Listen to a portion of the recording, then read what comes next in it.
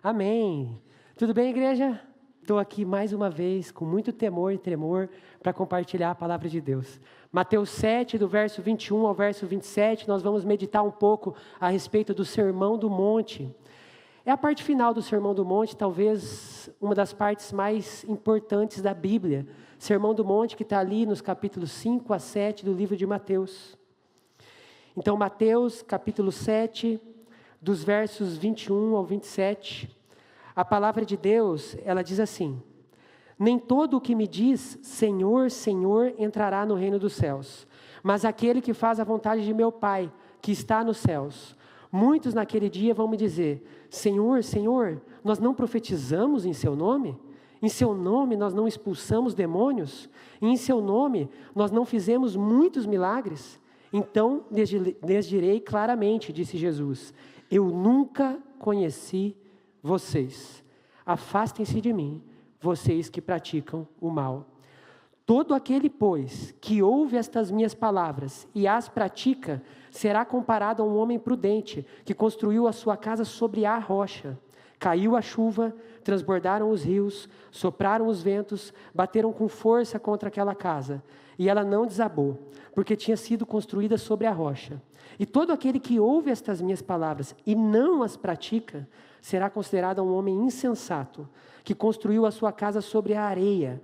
Caiu a chuva, transbordaram os rios, sopraram os ventos e bateram com força contra aquela casa, e ela desabou, sendo grande a sua ruína. Vamos orar mais uma vez? Pai, obrigado pela Tua palavra, obrigado, Jesus, por esse ensinamento do Sermão do Monte. Hoje nós precisamos especialmente de Você, Espírito Santo, o Senhor da nossa vida, que vive conosco, que no meio de nós está. Por favor, venha aplicar essa palavra ao coração de cada um de nós que aqui estamos. Por favor, Senhor, abençoe o nosso ouvido espiritual, os nossos olhos espirituais, para que nós possamos ter a palavra sedimentada no nosso espírito, Senhor. Pai, fala conosco nesta tarde, nos abençoe e nos agracia com a sua presença, que é o principal que nós buscamos no culto de hoje, em nome de Jesus. Amém. O texto que nós lemos hoje, irmão, como eu já disse, faz parte de uma série de ensinamentos e proclamações de Jesus que nós chamamos de Sermão do Monte. Por quê? Porque no início, muito obrigado, desse Sermão do Monte, no capítulo 5, verso 1, a palavra de Deus diz assim, que Jesus subiu ao monte e por isso, Sermão do Monte, e lá passou a ensinar os seus discípulos. O Dr. Martin Lloyd Jones, ele diz que o Sermão do Monte, as palavras que foram ali proferidas, elas foram proferidas exclusivamente para os filhos e filhas de Deus, exclusivamente para os discípulos do Senhor, que somos nós. Por quê? Porque sem o Espírito Santo é impossível cumprir as palavras que estão lá ensinadas por Jesus. Algumas palavras, como por exemplo, amar os nossos inimigos, orar pelos que nos perseguem, andar a segunda milha, virar a outra face quando alguém nos bater. É então, certamente, uma palavra para nós, que somos discípulos de Jesus e como diz a missão da nossa igreja, somos discípulos de Jesus em missão na cidade. Imediatamente antes dessas palavras, antes desse texto que nós lemos hoje, Jesus estava ensinando a respeito dos falsos profetas aos seus discípulos. Ele falava que nós conheceríamos as árvores pelo seu fruto. Ele disse o seguinte, que não pode a árvore boa dar mau fruto, e não pode a árvore má dar bom fruto. E o versículo 20, que é um versículo antes do que nós começamos a ler hoje, Jesus disse o seguinte: pelo fruto vocês conhecerão se a árvore é boa ou má. E é muito importante nós observarmos isso. Por quê? Porque logo depois de ensinar a respeito dos falsos profetas, Jesus inicia o ensinamento de hoje que diz respeito ao que eu chamo de falsa salvação. Verso 21, Jesus disse: nem todo o que me diz, Senhor, Senhor, entrará no reino dos céus, mas aquele que faz a vontade de meu Pai que está nos céus.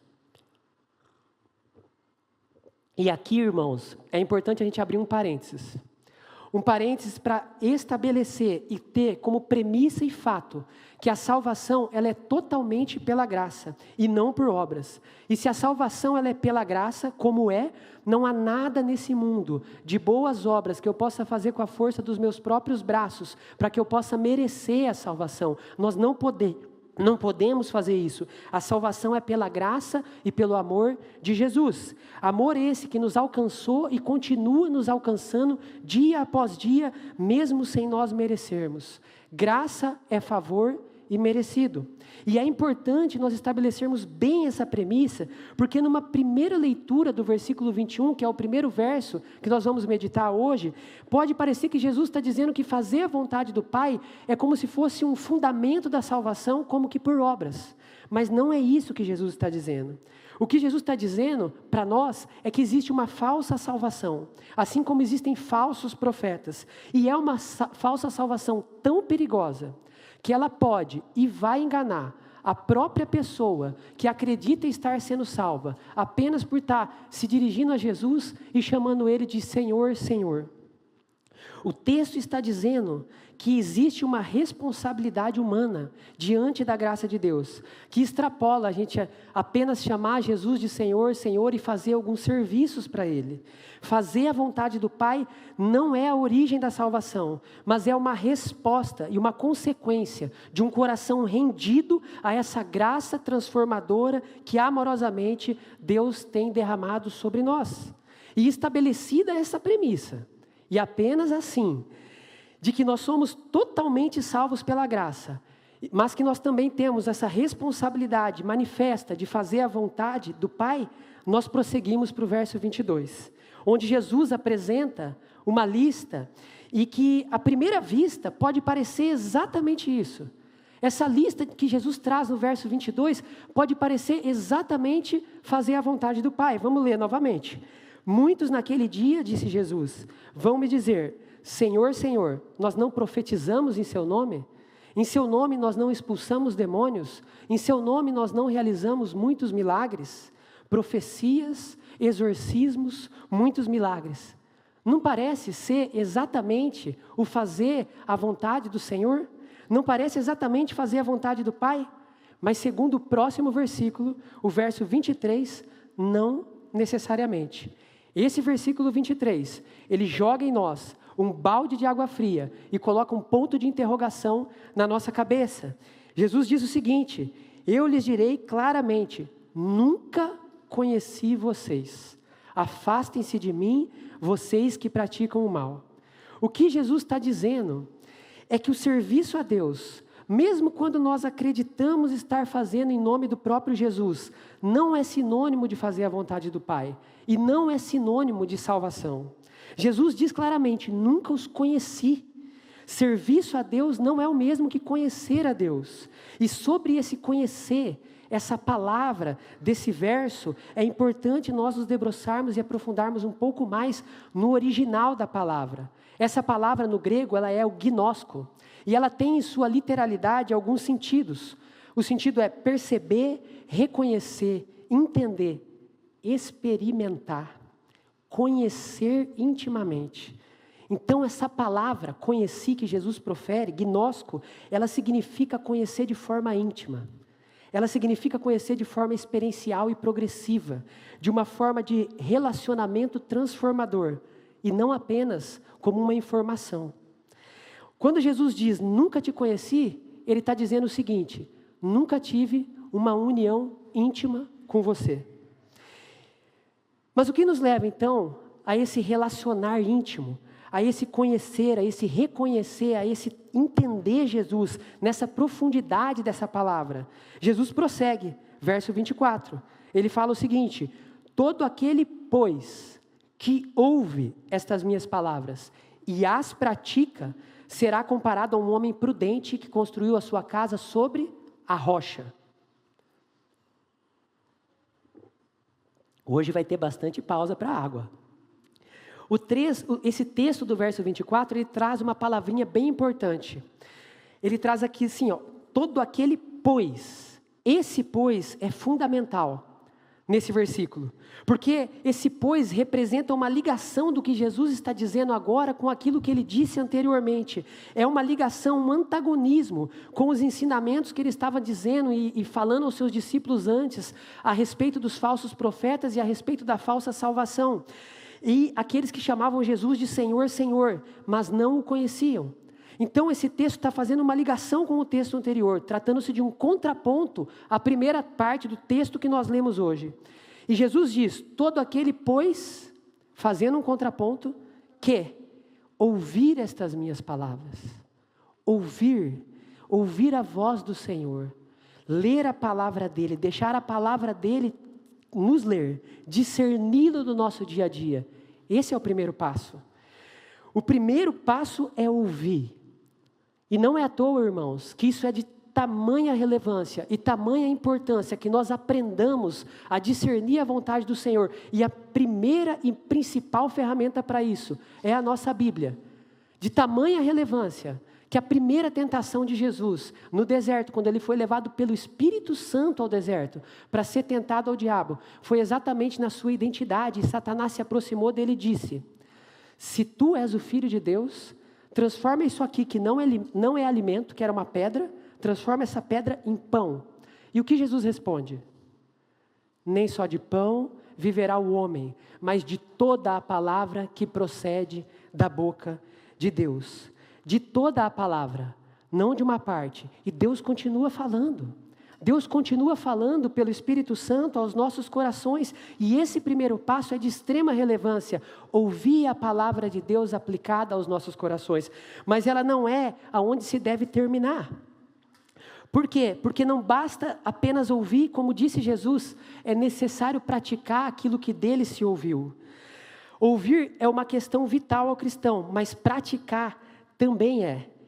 Esse homem que pratica aquilo que ouviu é considerado por Jesus um homem prudente, que construiu a sua casa sobre a rocha.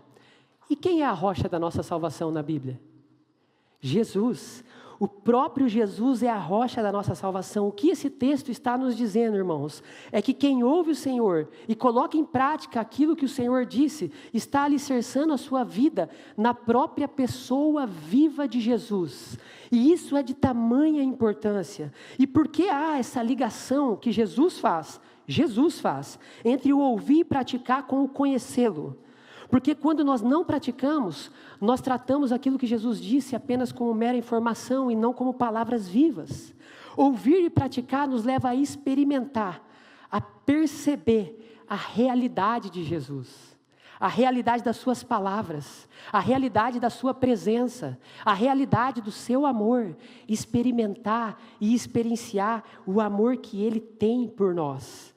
Não é assim nos nossos relacionamentos? Nós não falamos às pessoas e ouvimos as pessoas e nós meditamos a respeito daquilo que nós ouvimos e vemos se aquilo que a pessoa falou para nós é ou não é bom. E sendo bom, nós colocamos em prática. E quando nós colocamos em prática e vemos que o resultado daquilo que a pessoa falou para nós é bom, nós passamos a olhar para essa pessoa e falar, essa pessoa é sábia.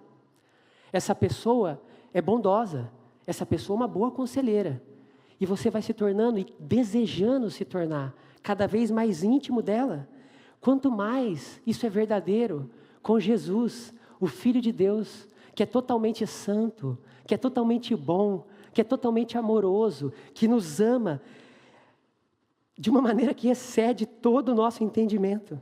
E há um convite exatamente nesse sentido para nós. É para nós. Em João 1:46, quando a palavra de Deus diz, venha e veja. E alguns de vocês podem falar assim, não, Itacir, esse convite lá é quando estava Filipe lá e etc. Não, a palavra de Deus é para nós aplicarmos ao nosso coração. E João 1:46 fala, venha e veja, venha e experimente. Somente ouvindo e praticando é que nós podemos experimentar, experienciar o Senhor. E assim, o conhecer. Somente assim seremos como uma casa construída sobre a rocha. E para construir sobre a rocha, irmãos, é necessário ir profundo. É necessário cavar. Nada de superficialidade. É necessário profundidade com o Senhor. E somente nessa profundidade de um relacionamento íntimo com Jesus, onde nós ouvimos e o obedecemos, é que nós podemos realmente conhecê-lo. Conhecer, gnóstico, experienciar, relação íntima, progressiva, profunda. E quando nós conhecemos, verso 25, podem vir as chuvas, podem vir as enchentes, podem vir os ventos fortes, eles vão bater com força, diz a palavra de Deus.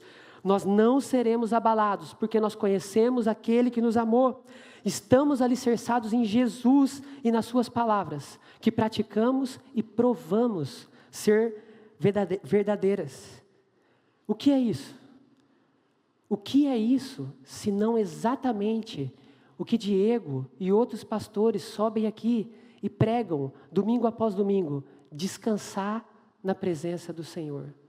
Ouvi-lo, praticar aquilo que se ouviu, traz descanso à nossa alma. Nós apenas encontramos o verdadeiro descanso em Jesus, quando nós ouvimos e o obedecemos, praticando as suas palavras, porque assim, irmãos, assim nós vamos estar igual Pedro, andando sobre as suas palavras, e nós não precisamos temer, porque a palavra do Senhor nos sustenta. Isso é fé, irmãos, naquele que nos amou, fé na bondade de Deus e fé na bondade das suas palavras. Essa é a responsabilidade nossa diante da graça de Deus.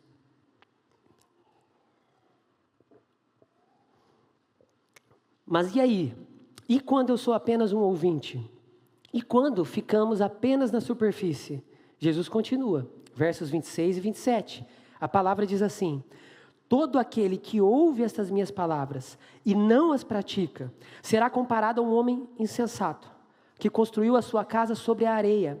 Caiu a chuva, transbordaram os rios, sopraram os ventos e bateram com força contra aquela casa. E ela desabou, sendo grande a sua ruína. A areia representa a superficialidade, onde não há profundidade de relacionamento.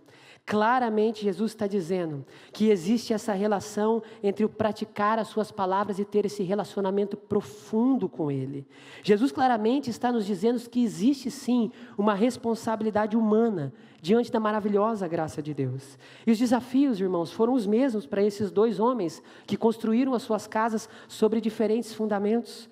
Um deles conhecia Jesus, porque ouviu, praticou, o experienciou, o experimentou. Ele não foi abalado. O outro, sem profundidade, ele desabou, porque ele nunca o conheceu. Ele não tinha profundidade. E sem profundidade é impossível descansar nele, em todas as coisas. Mesmo em meio às adversidades que todos nós vamos enfrentar, como uma promessa bíblica a todos nós que somos cristãos. E diante de tudo isso, diante de tudo que nós lemos hoje, qual é a responsabilidade, afinal, diante dessa maravilhosa graça do Senhor? A nossa responsabilidade é de responder corretamente a essa maravilhosa, salvadora e transformadora graça que está diante de nós na pessoa de Cristo Jesus. Como? Acho que eu já falei repetidas vezes.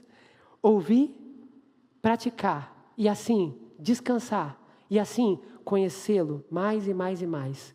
Quanto mais eu ouço e pratico em obediência, mais eu o conheço. E quanto mais eu o conheço, mais descanso nele. E assim eu sou transformado de fé em fé e de glória em glória. Mas o inverso também é verdadeiro.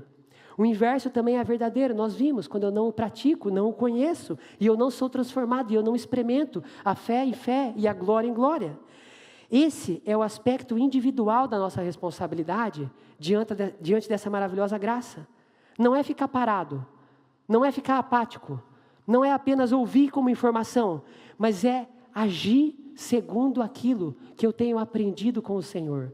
E eu acho muito interessante que o Senhor ele é tão maravilhoso, que em uma das parábolas dele, ele fala nas parábolas dos talentos, que ele distribuiu os talentos segundo cada um podia suportar.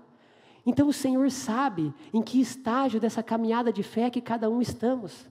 Cada um de nós estamos, Ele não vai cobrar além da sua capacidade, mas é nossa responsabilidade, como filhos e filhas, caminhar em obediência segundo aquilo que estamos ouvindo, segundo aquilo que estamos aprendendo do Senhor. Mas há também, além desse aspecto individual, que eu mencionei, da nossa responsabilidade, um aspecto coletivo, diante dessa maravilhosa graça. E aí, eu vou apenas ilustrar o que é essa responsabilidade coletiva, através da leitura de um trecho de um livro chamado O Sermão do Monte, do Dr. Martin Lloyd Jones. Ele diz o seguinte, vou tomar uma aguinha antes. Ele diz que o mundo atual, prestem atenção, o mundo atual está aguardando o aparecimento de crentes autênticos e deles precisa desesperadamente. Nunca me canso, disse o autor, de dizer que aquilo de que a igreja mais necessita não é organizar campanhas de evangelização, a fim de atrair as pessoas que ainda estão lá do lado de fora, mas começar ela mesma, a igreja, nós, a viver essa vida verdadeira cristã. Se assim nós agíssemos, homens e mulheres haveriam de encher os nossos templos. E o autor continua, ele fala o seguinte: ainda recentemente tive o privilégio de encontrar-me com mais de um indivíduo convertido a Jesus Cristo, vindo do comunismo. Não sou eu falando que quem é comunista tem que se converter, é o autor. Mas o importante é o ensinamento, gente, vamos focar no ensinamento. E em cada caso, isso resultou não de algum sermão ou argumento intelectual, vejam essa parte, e sim do fato de que aquele ex-comunista viu em um crente simples a prática da autonegação, que vai até as últimas consequências, e a prática daquele cuidado pelo próximo, como ele ou ela jamais imaginaria ser possível. Isso só é possível com o Espírito Santo. Isso só é possível, essa autonegação e esse amor ao próximo, que tem essa responsabilidade coletiva, ilustra essa responsabilidade coletiva, através de um relacionamento íntimo e profundo com o Senhor. Apenas ouvir a palavra de Deus e não ser responsivo a ela, não ser proativo, intencional, de nada adianta. De nada adianta, irmãos e irmãs, e eu me incluo nisso, nós virmos domingo após domingo a igreja, PG após PG, devocional após devocional, e não agirmos segundo aquilo que o Senhor está nos alimentando, não aplicarmos aquilo que o Senhor está falando conosco. Nós estamos terminando aqui uma série chamada 10 palavras. Pastor Diego está conduzindo. Foi a 9ª, o próximo agora é a 10ª. Estou correto, Alisson? Estou correto. Validou. E ele se debruça nos 10 mandamentos nessa série. Nós da igreja que frequentamos todo domingo, sabemos. E o pastor Diego está indo bem profundo em cada um desses mandamentos, com aspectos que eu nunca imaginaria. E é hora de nós, como igreja, não apenas ouvirmos essas palavras, mas imediatamente praticarmos. E eu volto a dizer, eu sou o primeiro que preciso disso. Nós devemos colocar em prática imediatamente, porque a obediência tardia, irmãos, é desobediência ao Senhor. Todas aquelas atitudes que nós vimos no verso 22, profetizar, expulsar demônios, realizar milagres, e aqui eu vou estender um pouco a lista, pregar, servir no louvor, servir na comunicação, servir nos outros ministérios, tudo isso tem a ver com serviço. Mas o serviço não nos leva em si mesmo a conhecer o Senhor, se ele não for envolto em um relacionamento íntimo e de obediência diária. A graça de Deus se manifestou salvadora a todos os homens, diz a palavra em Tito, capítulo 2, verso 11. Mas a Bíblia também deixa claro que há uma responsabilidade humana diante dessa graça de Deus.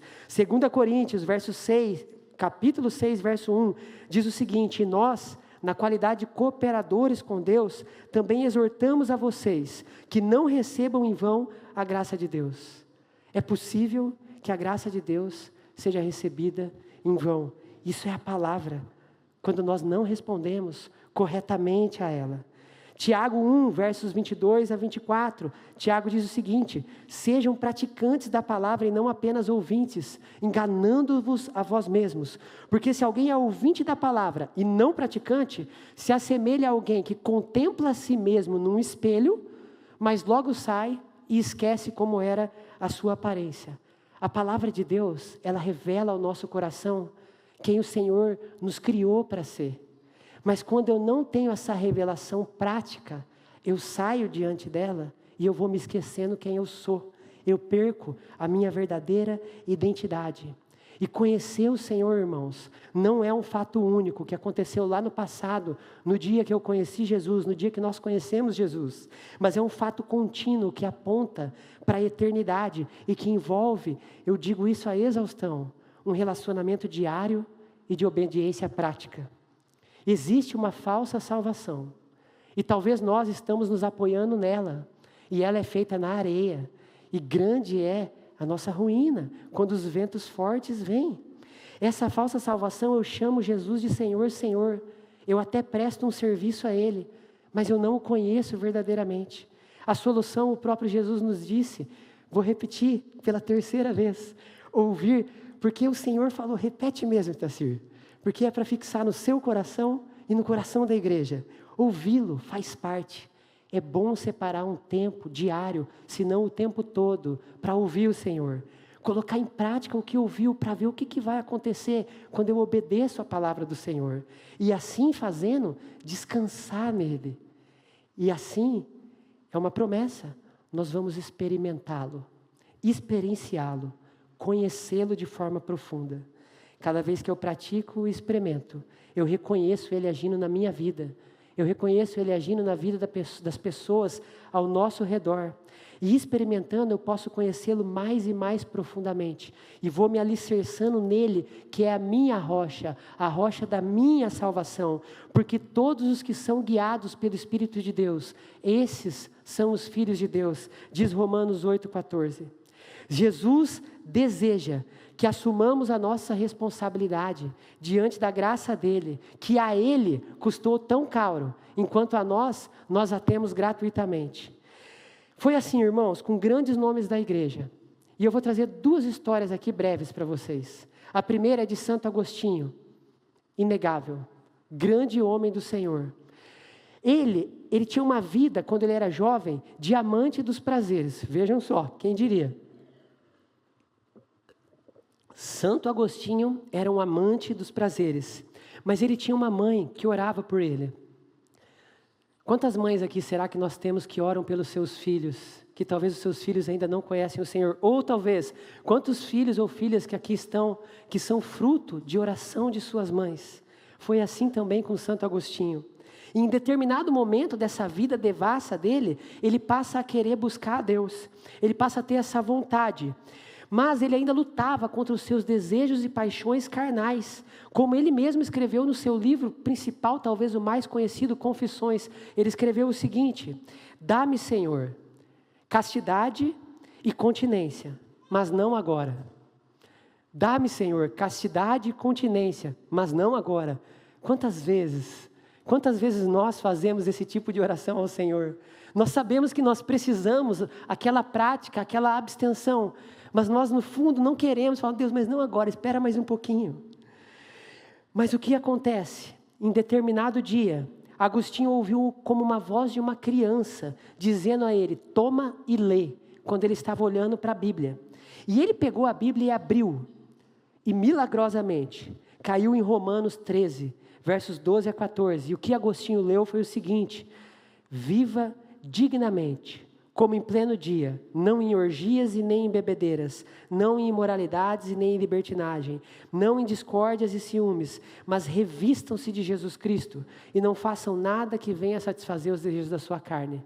Quando Agostinho leu isso, ele tomou essa palavra e entrou tão profundamente no seu coração, que essa palavra passou a ser parte dele, da vida dele. E ele foi transformado pela palavra de Deus, recepcionada em seu coração, e que ele imediatamente agiu para que ela se cumprisse na sua vida. Ele assumiu a responsabilidade humana diante da graça de Deus. Mas nós temos mais um nome, Charles Spurgeon, príncipe dos pregadores. Com apenas 15 anos, Charles Spurgeon, ele era atormentado com acusações por causa dos pecados que ele sabia e tinha consciência de que ele praticava no seu interior ou no seu exterior. E durante uma nevasca, ele foi parar em uma igreja metodista. Eu não sei aonde foi isso, em qual igreja é, eu só sei que ele entrou nessa igreja metodista e o pregador principal que ia pregar naquela noite, ele não conseguiu chegar naquela igreja, justamente por causa dessa nevasca muito forte. E um zelador, um diácono dessa igreja, quis pregar, por quê? Porque ali existiam fiéis que tinham vindo para ouvir a palavra do Senhor. E esse diácono basicamente pregou um versículo e repetiu vez após vez. O versículo está lá em Isaías, capítulo 45, verso 22. E ele diz assim: olhem para mim e sejam salvos todos os confins da terra. E esse diácono, esse zelador, ele olhava para Charles Spurgeon e falava assim: jovem, olhe para Jesus, jovem, olhe para Jesus. E ele repetiu isso várias vezes de tal maneira que Spurgeon tomou isso como se o próprio Deus estivesse falando para ele: olhe para Jesus. E esse versículo, um versículo, tocou-o tão profundamente que ele percebeu que ele não precisava mais viver atormentado por causa dos pecados que ele tinha cometido, porque o Senhor estava com ele, o perdoava, o agraciava e o limpava. Charles Spurgeon, irmãos, atinge até hoje milhões e milhões de pessoas. Um versículo que ele ouviu, assimilou, praticou, descansou no Senhor e o conheceu. Talvez nós aqui estamos andando angustiados e atribulados porque nós não temos ouvido um versículo. Quem sabe aquele: aquietai-vos e vejam o livramento do Senhor.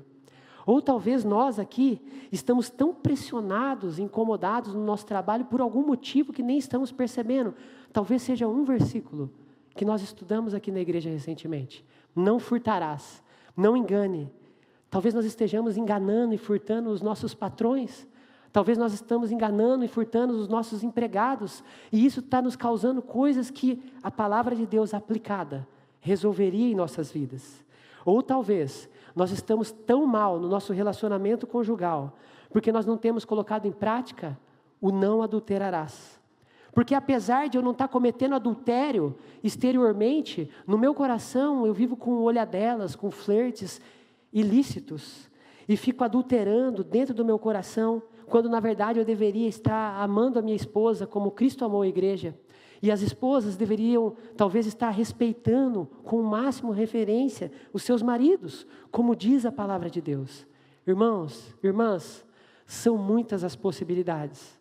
É impossível eu destrinchar os nossos corações aqui, mas tem uma pessoa presente aqui hoje, e presente nos nossos corações, que pode falar ao coração de cada um de nós, aquilo que nós precisamos da palavra viva dele, para ser aplicada, ouvida e aplicada ao nosso coração, que pode nos trazer descanso.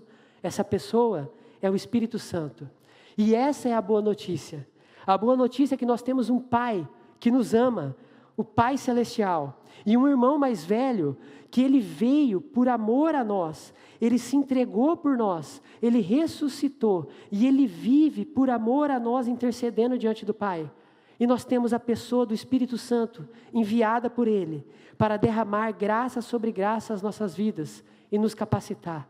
A boa notícia é que nós não estamos sozinhos nessa caminhada, e essa obediência não precisa ser um peso, porque Ele pode e vai nos capacitar quando nós dermos o nosso passo de fé. Ele não deixa nós desistirmos quando nós estamos desanimados. Deus é infinitamente maravilhoso, e cada minuto que passa é uma nova chance que nós temos de entrar nessa vida que o Senhor tem preparado para nós. Uma vida nova e abundante, que resulta em paz que excede todo o entendimento. Cada minuto que passa, irmãos, é também uma nova chance de nós assumirmos essa responsabilidade diante da graça do Senhor, que custou a Ele tão caro e que a nós é de graça, de nos posicionarmos e deixar o Senhor agir na nossa vida e encontrar nele descanso. Como disse Josué: escolham vocês agora quem vocês querem servir e obedecer. Eu e a minha casa serviremos ao Senhor e entraremos no descanso dele. E diante disso, irmãos, há essa pessoa que está conosco a todo momento, não só aqui, que é o maravilhoso Espírito Santo. E eu quero encerrar essa pregação, mas sem antes, eu preciso fazer um convite. Vai ser tocada mais uma música, nós vamos louvar o Senhor. Eu gostaria de desafiar, eu farei isso, que nós olhássemos para esse Deus e pedíssemos a Ele que Ele nos ajudasse com a sua graça a praticar aquilo que nós temos ouvido. Porque é somente o Espírito Santo que pode fazer isso nas nossas vidas. E talvez você vai ouvir dele no seu coração alguma coisa, alguma palavra. Apegue-se a ela. Apegue-se a ela com toda a sua força. Ore ao Senhor. Não deixe que esse pequeno minuto, que pode mudar tudo, passe. Em nome de Jesus. Vamos orar? Posso convidá-los a ficar em pé para orar comigo?